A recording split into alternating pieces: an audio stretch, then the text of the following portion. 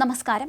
സാമൂഹിക മാധ്യമങ്ങളിലൂടെയുള്ള അധിക്ഷേപത്തിന് പിന്നാലെ കോഴിക്കോട് യുവാവ് ജീവനൊടുക്കിയ കേസിലെ പ്രതി ഷിംജിത മുസ്തഫയ്ക്കെതിരെ വലിയ പ്രതിഷേധമാണ് ഉയർന്നുവരുന്നത്.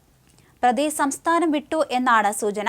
ഇവർ മംഗളൂരുവിലേക്ക് കടന്നുവെന്നാണ് പോലീസിന് കിട്ടിയിരിക്കുന്ന വിവരം. എന്തായാലും ഇവരെ കണ്ടെത്താനായി ലുക്കൌട്ട് നോട്ടീസ് പുറപ്പെടുവിച്ചിരിക്കുകയാണ്. ഇപ്പോൾ പോലീസ് തെരച്ചിൽ തുടരുകയാണ്. ദീപകിന്റെ ദൃശ്യങ്ങൾ ചിത്രീകരിച്ച ഇവരുടെ മൊബൈൽ ഫോണും പോലീസിന് കണ്ടെടുക്കേണ്ടതുണ്ട്. അതിനിടെ ഷിംജിത മുൻകൂർ ജാമ്യം നേടാനുള്ള ശ്രമം തുടങ്ങിക്കഴിഞ്ഞു. ദീപകിന്റെ അവസാന യാത്രയുടെ നിർണായകമായ CCTV ദൃശ്യങ്ങൾ കഴിഞ്ഞ ദിവസം പുറത്തു വരികയും ചെയ്തിരുന്നു. ഒരു സാധാരണ യാത്രക്കാരനെ പോലെ ഒരു ബാഗും തൂക്കി തിരക്കിട്ട മുൻവാതിലിലൂടെ ബസിന്റെ ഡ്രൈവർ ക്യാബിന് സമീപത്തുനിന്ന് ഉള്ളിലേക്ക് കയറി പിൻഭാഗത്തേക്ക് മറയുന്ന അദ്ദേഹത്തെയാണ് CCTVയിൽ കാണാൻ കഴിയുന്നത്.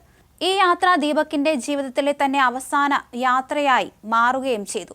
വലിയ തിരക്കുണ്ടായിരുന്ന ബസ്സിൽ പിന്നീട് എന്ത് സംഭവിച്ചു എന്നതിനെക്കുറിച്ച് കൂടുതൽ ദൃശ്യങ്ങളൊന്നും തന്നെ ലഭ്യമല്ലെങ്കിലും ദീപകിന്റെ ആ മരണത്തിലേക്കുള്ള വഴിയുടെ ഒരു നേർചിത്രം കൂടിയാണിത്. ബസ് ജീവനക്കാരുടെ മൊഴിയും ഈ കേസിലെ ദുരൂഹത വർദ്ധിപ്പിക്കുന്നുണ്ട്. ബസ്സിൽ അസ്വാഭാവികമായ യാതൊന്നും കണ്ടിട്ടില്ല എന്ന് തന്നെയാണ് ബസ് ജീവനക്കാരും പറയുന്നത്. ഷിംജിതയ്ക്കെതിരെ ജനരോക്ഷം ഉയരുകയാണ്. വീട്ടുകാരുടെ പരാതിയുടെ അടിസ്ഥാനത്തിൽ പോലീസ് പ്രതിക്കെതിരെ കേസെടുത്തിരുന്നു. അതേസമയം ഷിംജിത രക്ഷപ്പെടാനുള്ള സാധ്യത മുന്നിൽ കണ്ടു തന്നെയാണ് ഇത്തരത്തിൽ ലുക്കൌട്ട് നോട്ടീസ് ഇപ്പോൾ പുറപ്പെടുവിച്ചിരിക്കുന്നത്. വീഡിയോ സമൂഹ മാധ്യമത്തിൽ പങ്കുവച്ച ഷിംജിതയ്ക്കെതിരെ കോഴിക്കോട് മെഡിക്കൽ കോളേജ് പോലീസ് കഴിഞ്ഞ ദിവസം FIR രജിസ്റ്റർ ചെയ്തിരുന്നു. ഭാരതീയ ന്യായ സംഹിത 108 പ്രകാരം ആത്മഹത്യാ പ്രേരണാ കുറ്റമാണ് ചുമത്തിയത്.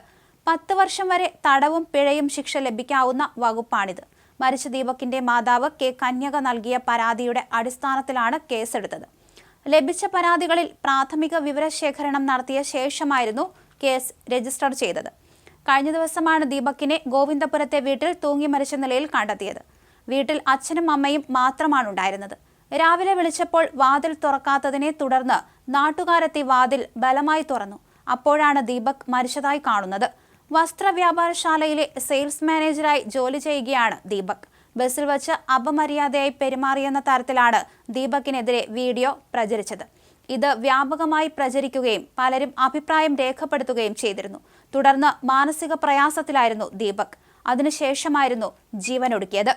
ശനിയാഴ്ചയായിരുന്നു ദീപകിന്റെ 42ാം ജന്മദിനം. എന്നാൽ യുവതി പങ്കുവച്ച വീഡിയോയുടെ അപമാനഭാരത്താൽ കടുത്ത മാനസിക വിഷമത്തിലായ ദീപക് പിറ്റേ ദിവസം ജീവനൊടുക്കുകയായിരുന്നു.